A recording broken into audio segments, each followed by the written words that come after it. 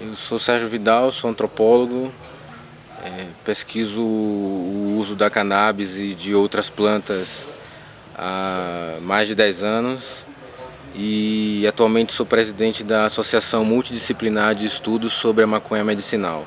Eu sou Emílio Figueiredo, sou advogado, tenho 36 anos, venho do Rio de Janeiro para falar como o cultivo caseiro pode combater o tráfico de maconha. Bom, eu sou o André Kipper, eu sou servidor da Fundação Oswaldo Cruz e eu faço também mestrado atualmente na Escola Nacional de Saúde Pública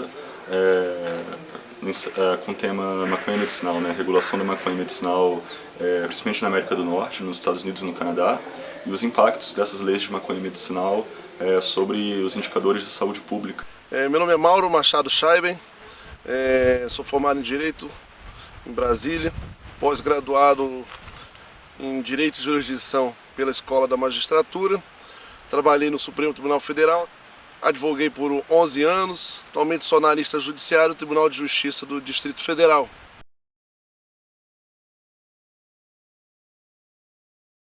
Quando a gente fala de maconha medicinal, a gente fala de uma planta que tem uma variedade de potencialidades genéticas e essas potencialidades são entre 60 e 100 e poucas moléculas específicas, canabinoides, que são produzidas por essa planta, que tem ações possivelmente medicinais.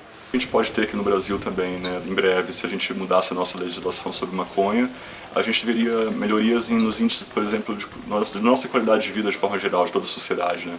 É uma estratégia de redução de dano social também, assim, porque à medida em que o usuário cultiva a sua própria maconha, ele está deixando de comprar na mão das redes criminosas que atualmente são as pessoas que dominam o mercado de cannabis.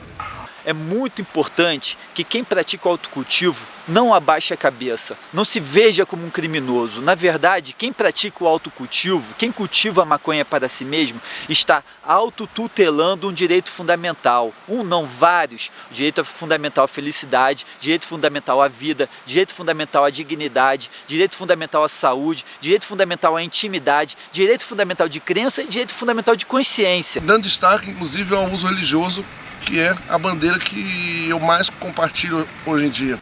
Você que é cultivador, é muito importante você colocar a cara, você sair e mostrar: eu estou fazendo um ato para mim mesmo e que não afete nada a sociedade. E as pessoas que estão ao meu lado nesse movimento fazem esse mesmo ato e não causam nada de negativo à sociedade. Pelo contrário, a lei me causa algo negativo, viola os meus direitos, os direitos que a Constituição me assegura, a lei está me violando. Eu me sinto injustiçado pela lei de drogas. Esse é o sentimento que tem que ter o cultivador doméstico de maconha no Brasil nesse ano de 2015. Ele tem que se sentir indignado com a política de drogas, com a lei de drogas, porque ela viola seus direitos mais fundamentais que são assegurados pela Constituição Federal.